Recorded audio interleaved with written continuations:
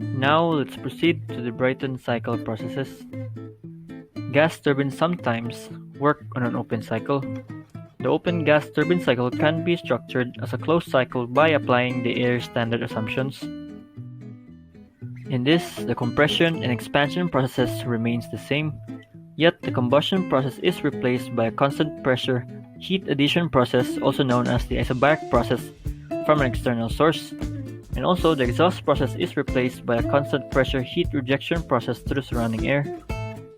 The ideal cycle that the working fluid experiences in this closed ring is the Brayton cycle, which consists of 4 internally reversible processes, which are 2 isentropic process or reversible adiabatic and 2 isobaric process or constant pressure. From the closed gas turbine cycle, each state is described. State 1 to 2 isentropic compression. In this, air enters the compressor, compressing the air, which arises to an expansion in pressure and internal energy. State 2 to 3 isobaric heat addition. In this process, the compressed air will enter to the heat exchanger in the form of high pressure air. This process will sustain heat addition at constant pressure from state 2 to 3. State 3 to 4 isentropic expansion.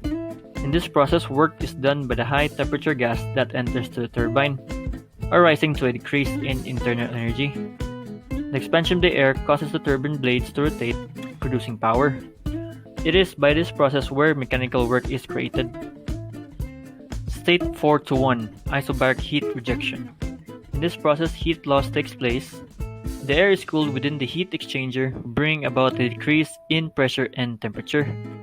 The air then returns to the compressor, then the cycle resets. As you can see, not all 4 processes of the Brayton cycle are accomplished and studied in a steady flow process.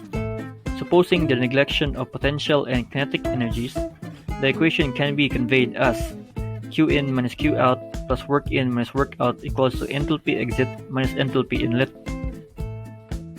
By that, the heat transfer of the working fluid R, Q in equals to enthalpy 3 minus enthalpy 2 equals to the heat capacity at constant pressure times temperature 3 minus temperature 2, and Q out equals to enthalpy 4 minus enthalpy 1 equals to the heat capacity at constant pressure times temperature 4 minus temperature 1.